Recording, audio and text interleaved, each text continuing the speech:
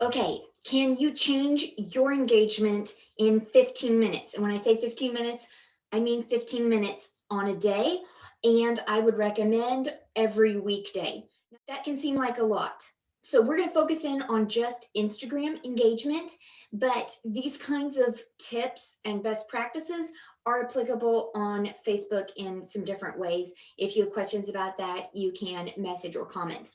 But on Instagram, the question really is, do you want to just post, or do you want to grow and impact people's lives? That's kind of where we get to. If this is a relationship that you are having with people on the other side of social media, are you willing to put in the work? Are you willing to put on a clean shirt and show up and actually have a conversation with them? Because that is kind of what engagement is building that relationship, building that like, know, and trust to a place where that person is willing to engage back with you because you've put in 110% for them. Okay, so how do we do that? Like I said, I would say daily or on weekdays, though again, you can pop in on weekends and just share some more casual content. Okay, so 15 minutes, I'm going to go in batches of 5 minutes. 5 minutes on your feed, 5 minutes engaging, commenting with people who are already in your warm audience. This is on your feed is the accounts that you have already liked. That would be just warming up the people that you already know. So take 5 minutes and scroll your feed and like, save, and comment with a thoughtful comment, and I'll share lots of examples and ideas for those. If you're watching the replay, go ahead and tell me what the weather is like where you are too. So you spend 5 minutes on your feed. You also can think about that as just a warm audience thing of you can direct message new followers on Instagram. On Facebook, that's where it's different, is your messages to people who are not your friends go to a different place. People hardly see them, but on Instagram, we can still direct message somebody who we're not friends with, not following. So 5 minutes on your feed could also be 5 minutes of saying, thanks for following us to new followers. You can also, then the next 5 minutes, the second batch of 5 minutes, I would say spend 5 minutes on stories. And I don't mean just mindlessly, like that's still a warm audience. We're thinking really about how can we connect with people, and in their stories is where they're showing up vulnerably. So I like to just hit those emojis and just give them some claps, give them some confetti. If it's a picture of their kid, I do the little heart eyes. We are just going for a warm, friendly, but still professional tone. And this is how I do it with my social media management clients so that nobody feels like, whoa, who is this? We're just keeping it pretty neutral and warm and friendly. You can also go to your followers on your profile, the people that you are following. So there's your followers and then people you are following, and it will show the people you've least interacted with. Go and interact with them and have that be part of your 5 minutes as well. So 5 minutes on the feed, 5 minutes on your stories or variations thereof. And then, most important, 5 minutes on new accounts. How do you find new accounts that would be local and interested in possibly being your friend and becoming your patient? I would say you can go to location tags. So in the Explore button, in the Explore tab, you type in your city or the nearest big city near you and just go through people who have tagged that location and comment and like any of the people that are really in alignment with who you are. And another thing is hashtags that you've been using. Click that hashtag in the Explore and just see who's been using that hashtag. Maybe it's a city mom hashtag, like Wichita moms, and you're a pediatric chiropractor, so that is just all in alignment. So then you want to just go through and like and comment on some of those posts that are using that hashtag. That's a great way to find new accounts too. You don't have to follow all of them, but because I think we get caught into, oh, I'll follow you and you'll follow me and it looks good for numbers, but it really is about more building the relationship. You can also go to pages that have something in common with you. So if you're, again, a pediatric chiropractor, maybe it is your city zoo, and you go comment on your city zoo or your city mom's blog or a doula or something like that, where you know it's in your town and you know that there are moms who are following it. It could be your local natural grocer, your local smoothie place, your local coffee house. It doesn't have to be super specific in, lining up everything for your ideal patient, but having a couple of things where you know they're in your town, and they could be families, or they could be sports athletes, fitness enthusiasts, just those different things. And I don't mean, and I want to be careful here, I don't mean go to that page like your local CrossFit. I don't mean go to their follower list and friend and follow all of their followers.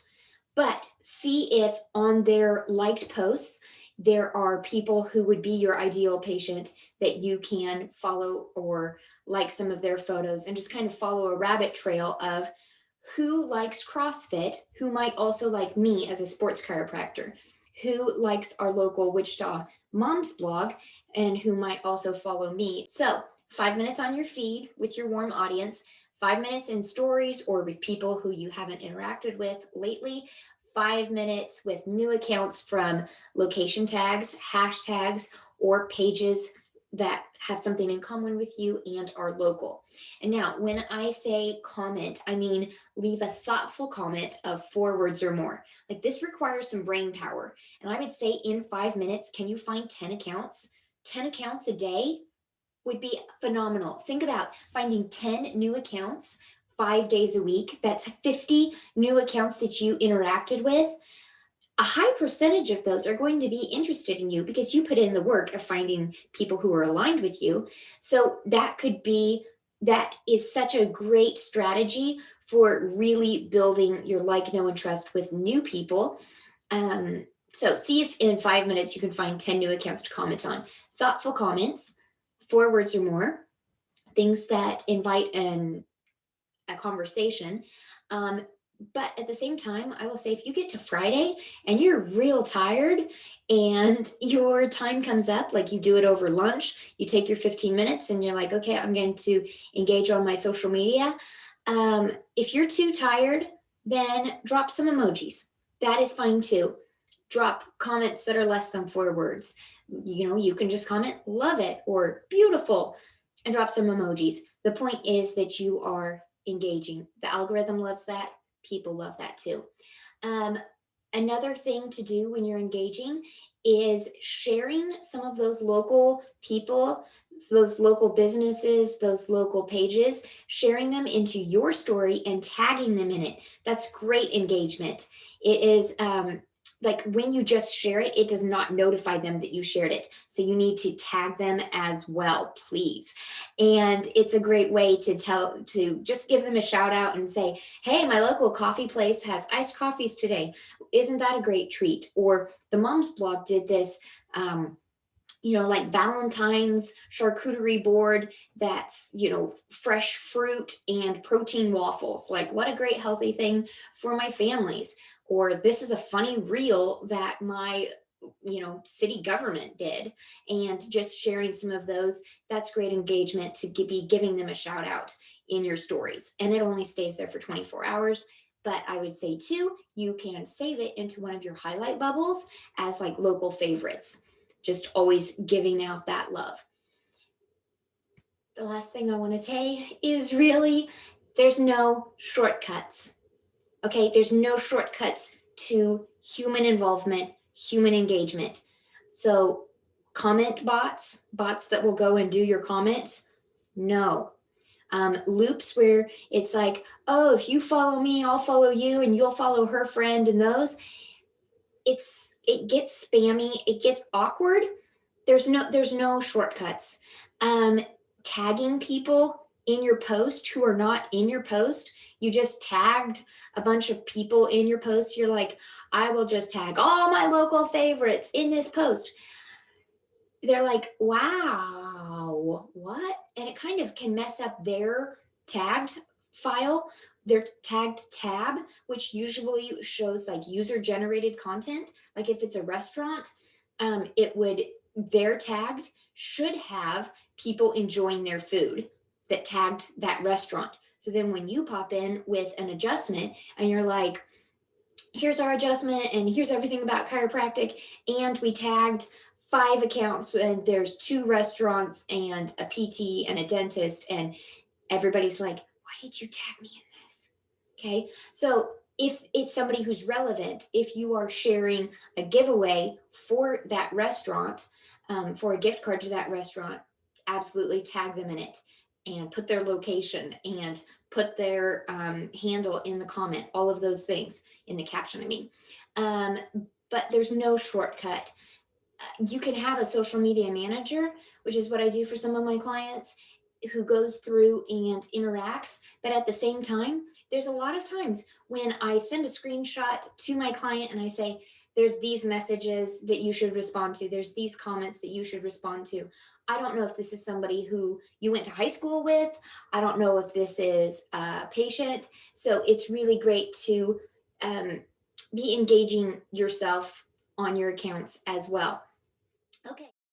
Okay, here are some examples that I want to show you of what I mean when I say commenting on a site, an account that is aligned with you. So this is a mental health professional, and just I read through that post, and then this is what I commented, more than 4 words, bringing it back to how that healing applies to chiropractic as well. And she commented back actually and said, wow, that's really amazing. I love that parallel.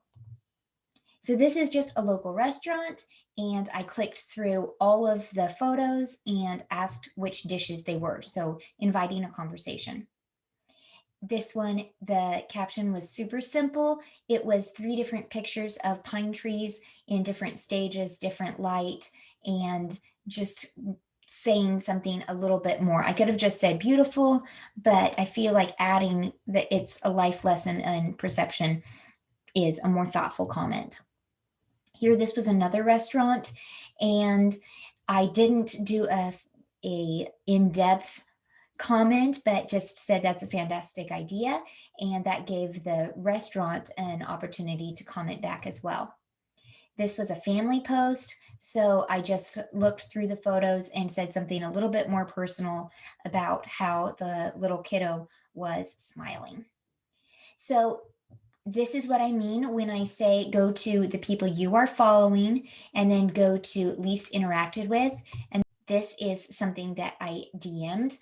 I think it was maybe a new follower, maybe not, and just said, what color makes you think of health? Many people responded to this. That question did really well, and I feel like it's still in line with chiropractic because it's making people think of health. It's also a little bit of market research, actually, to say what colors could you be using in your feed.